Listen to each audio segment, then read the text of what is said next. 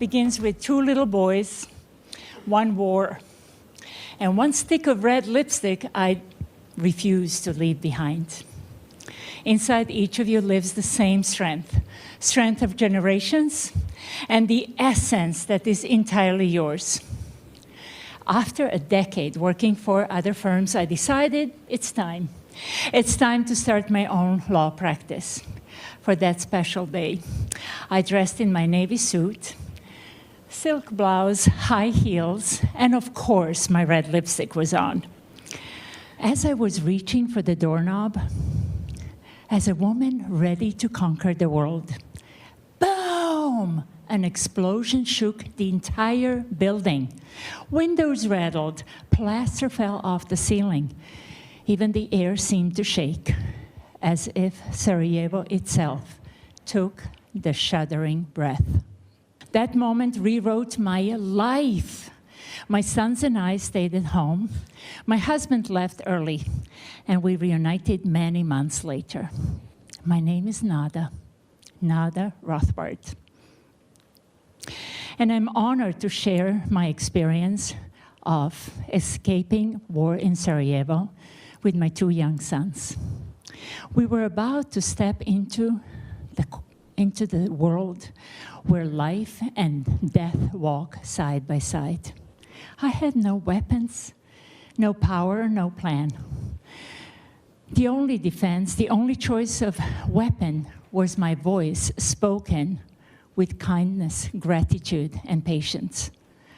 After that explosion, war erupted around us. Sarajevo was burning. I couldn't see the flames. I could only hear the noise and the sound of war tearing through the night. We barricaded ourselves by placing mattresses and bookshelves against the windows to block bullets and shrapnel. Everything I've ever known changed in one moment. My husband's company was destroyed in one night. I've never seen my law office again, and my sons never went back to school. For 8 weeks, we had very limited food, power, and water. We lived on sauerkraut and stale bread. Lots of probiotics, not too much fun. One morning, I found an old transistor radio tucked in a drawer. I turned it on and listened to the 8 a.m. news. 5-day ceasefire has begun. I gathered my boys.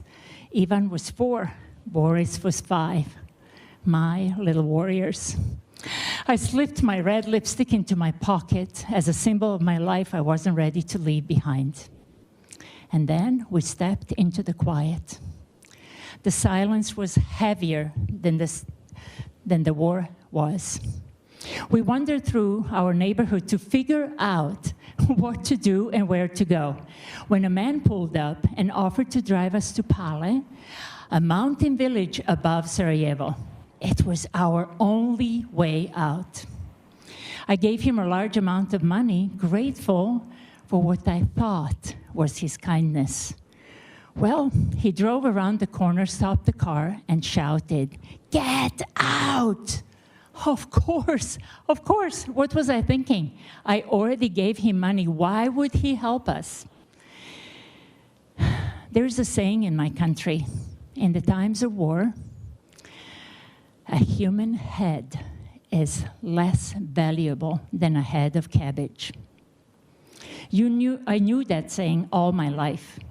That day, I understood it. Ivan collapsed on the ground crying, and Boris knelt down to hold him. And I stood there as a mother on a single mission to save my sons' lives. But how? How? In the moment of desperation and fear, Ivan picked a dandelion, and he blew to it into the air. A little seeds flew into the air, light and free, untouched by war.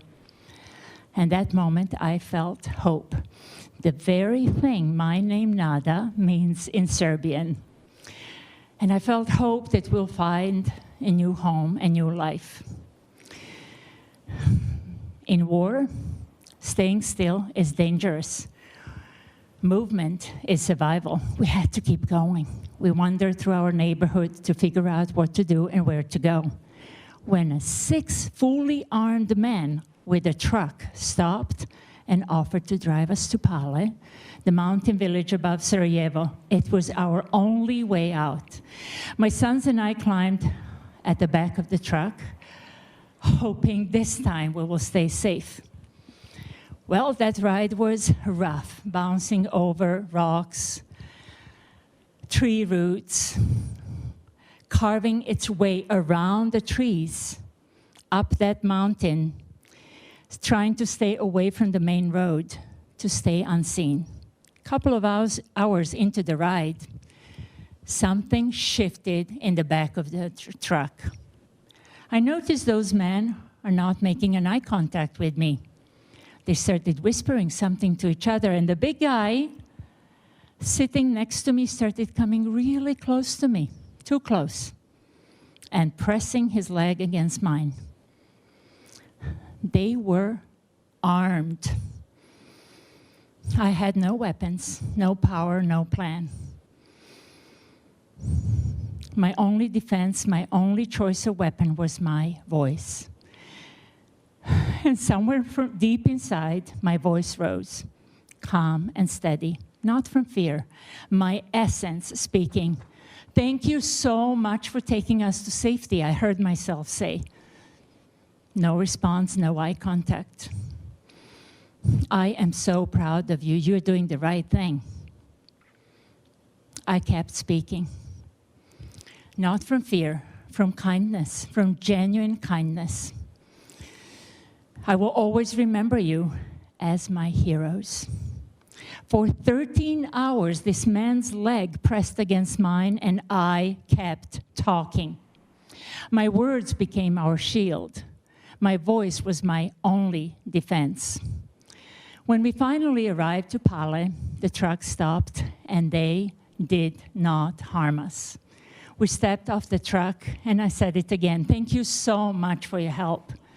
The big guy stood in front of me and slightly nodded as a symbol of everything that did not happen in the back of the truck. They left. We had another full day of a bus ride through ravaged villages of Bosnia to Belgrade, Serbia. When we finally arrived to my parents' home, safety almost felt unreal. There were long hugs and tears and quiet disbelief. We have survived. We had nothing. We had nothing. We had only what matters the most. We were alive, and we were safe, and we were together. I placed my red lipstick on the nightstand and stood under a long, hot shower to wash the dust and the fear and the thought how easily this story could have ended differently. I slipped into my mom's borrowed dress and looked into the mirror, and I saw a dash of red lipstick. My mom served a warm dinner with a fresh bread, straight from the oven. Sauerkraut was not on that table. Only love and comfort. Having dinner with my family. The strength I felt through this unimaginable journey with my 2 young sons was not mine alone. It was my grandparents' determination when once they had to cross over Yugoslavia in the open cart with 5 small children in the dead of winter. It was my grandfather's will to survive Siberian winter during the First World War. It was my father's courage as a 16-year-old young man imprisoned in a labor camp during the Second World War. My strength came from my 2 young sons, Ivan and Boris, that gave me the reason to rise when I thought I couldn't. And now take a look at the inside. Within you lives the same strength and wisdom. Add to it your gifts, your talents, your intuition, and your essence. There is past and the present. There is nothing you cannot overcome. Take a look at who you lend your strength to. Your children, your loved ones, even the ones coming after you, they watch you. They watch you how you rise after falling. They observe how you move from courage to joy. You teach them by your voice, your actions, and your grace. You teach them what kindness and gratitude and your patience look like. You teach them what hope looks like. And when you are the best version of yourself, victory doesn't belong to you only. It belongs to the generations to come. And just like you, they will be able to face whatever life brings. And when the moment is right, they will know exactly how to put on their own shade of red lipstick. Rejoice in their own dandelion moments, celebrating and remembering you. Thank you so much.